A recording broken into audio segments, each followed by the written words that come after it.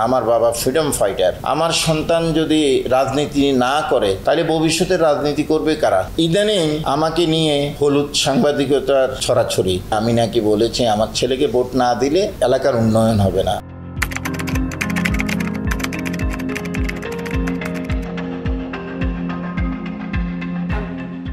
আমি রাজনীতির শুরুটা রাজনীতি শুরু করবো এই ধরনের কোনো চিন্তাভাবনা আমার ছিল না। আমার বাবা রাজনীতিবিদ ছিলেন, আমি ক্রিয়াঙ্গনের লোক ছিলাম। ক্রিয়াঙ্গন থেকে পায়ে হাঁটুতে ব্যথা পাওয়ার পর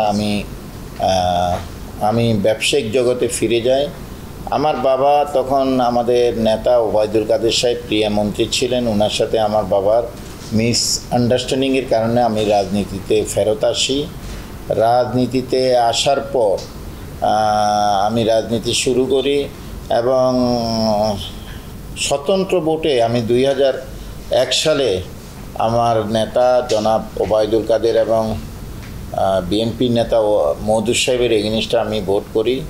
ফলাফল আমার খুবই ভালো ছিল, ভাগ্যের গুণে আমি রেজাল্ট পাইনি। এর পরবর্তীতে বিএনপি ক্ষমতায় আসার পর আমার নেত্রী, বঙ্গবন্ধুর কন্যা নেত্রী আমাকে ডেকে নিয়ে রাজনীতির সাথে সম্পৃক্ততা করে তার কিছুদিন পরে উনি আমাকে নোয়াখালী জেলা আওয়ামী লীগের সাধারণ সম্পাদক বানান। আমি সাধারণ সম্পাদক হতে গিয়ে দেখি যে নোয়াখালীতে আওয়ামী লীগের অবস্থান এত নিম্ন পর্যায়ে ছিল, এখানে ছোট বাচ্চাটিও বিএনপির কথা বলে মনে হতো জন্ম নিত। আমি যখন শুরু করি তখন 10 জন লোকও আমি পেতাম না মিছিল করার জন্য। আমি প্রচণ্ড পুলিশের হাতে মারও খেয়েছি। তারপরও আমি আমার আন্তরিকতার সাথে আমি আওয়ামী লীগকে ধরে রেখেছিলাম। এরপর আমি ধীরে ধীরে সংগঠনকে সাজাতে একটা পর্যায়ে আমি দেখা গেল নোয়াখালীতে 104টি ইউনিয়ন, তার মধ্যে 102টি ইউনিয়ন জননেত্রী শেখ হাসিনা প্রধানমন্ত্রী থাকা অবস্থায় আমি আওয়ামী লীগকে উপহার দেওয়ার চেষ্টা করেছি। এরপর নোয়াখালীতে 9টি উপজেলাতে আমি আওয়ামী লীগ প্রার্থীকে বিজয় করে আমি ভীষণ পরিশ্রম করেছিলাম। তখন বিজয়ী করে শেখ হাসিনাকে উপহার দিই। নোয়াখালীতে যতগুলো মেয়র পদ, প্রত্যেকটা মেয়র পদে আওয়ামী লীগের মেয়র প্রার্থীকে আমি বিজয়ী করার চেষ্টা করেছি এবং সেটাও আমি জননেত্রী শেখ হাসিনাকে উপহার দিয়েছি। রাজনৈতিকভাবে তখন 2008 সালে আমার নির্বাচনী এলাকা ছিল কাদের ভাইয়ের এলাকা।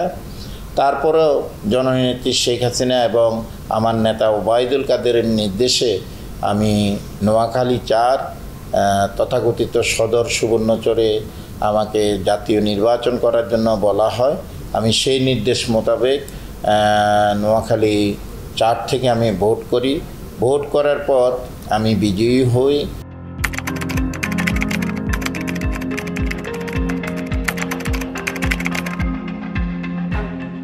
আমি পরপর 3 বার নির্বাচিত হওয়ার পর 2018 সালে আমাদের সম্মেলন হয় নোয়াখালী জেলা আওয়ামী লীগের। সেখানে আমি আবার পুনর্নির্বাচিত হই।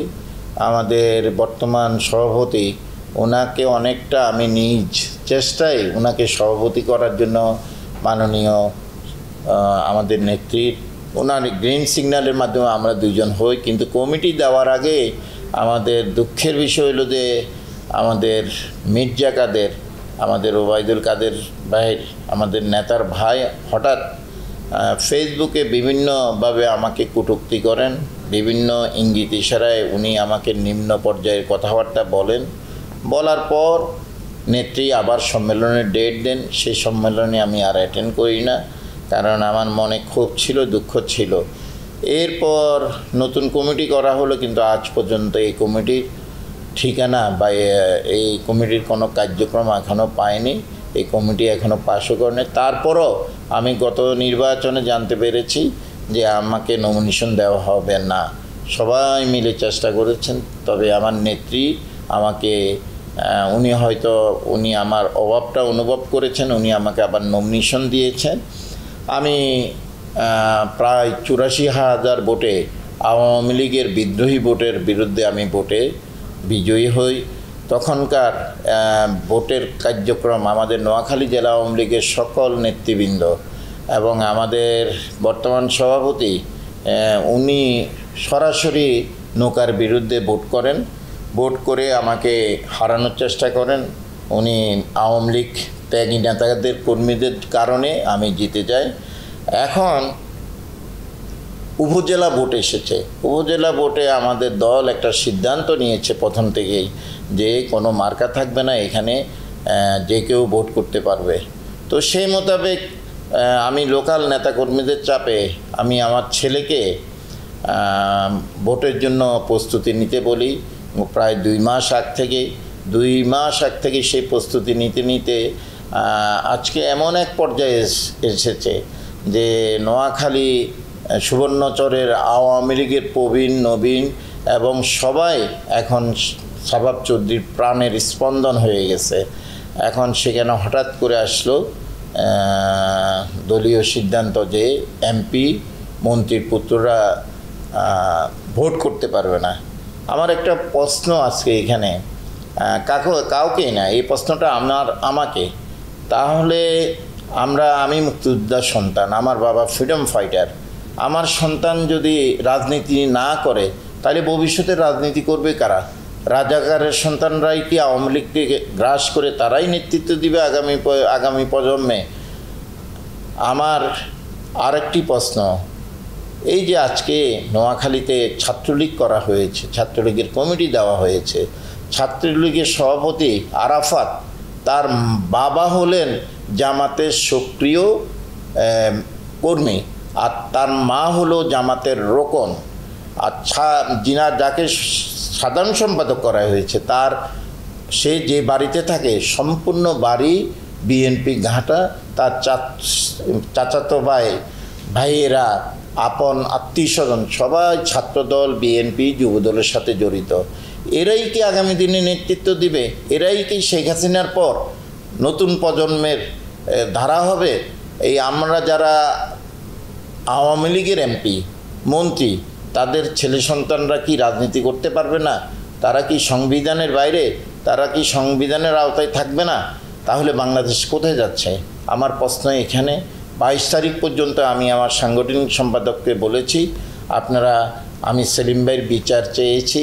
সেলিম ভাই নৌকার বিরুদ্ধে ভোট করেছেন এবং এই খায়রুল আলম সেলিম উনি 35 বছর একটা ইউনিয়নের চেয়ারম্যান ছিলেন। তখন ওখানকার হিন্দুদের এবং হিন্দু পরিবারের নারীগঠিত ব্যাপারগুলোতে উনি যেভাবে ওখানে শোষণ করেছেন, এলাকায় যদি গোয়েন্দা সংস্থা দিয়ে রিপোর্ট নেওয়া হয় সব কিছুই জানতে পারবে। এবং নেত্রীর নির্দেশের পরও উনি সরকারি জমি এখনও ওনার আয়ত্তে 2000 একরের জমির উপরে ওনার আয়ত্তে আসছেন, যা নেত্রীর নির্দেশকে উপেক্ষা করা। এই লোক যদি আওয়ামী লীগের হয়ে ভোট করে, আমার মনে হয় ওনাকে একবার ভোট করা উচিত। এই ভোটের পর নেত্রী যদি বলে আমার ছেলেকে পদত্যাগ করার জন্য, প্রয়োজনে পদত্যাগ করবে, কিন্তু ভোটের রেজাল্ট কী হয় এটা সারা বাংলাদেশ নয়, নেত্রীরও জানা উচিত, আমার নেতা কাদের ভাইও জানা উচিত।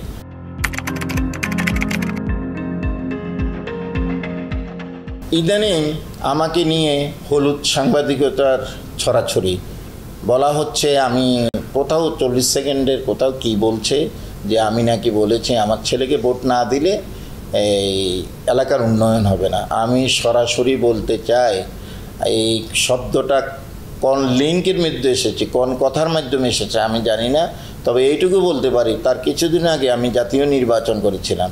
আমি জাতীয় নির্বাচনে প্রতিটি জায়গায় উন্নয়নের কথা বলেছি এবং আমার এলাকায় আমি পার্লামেন্ট মেম্বার অফ পার্লামেন্ট, আমি উন্নয়ন না করলে কে করবে?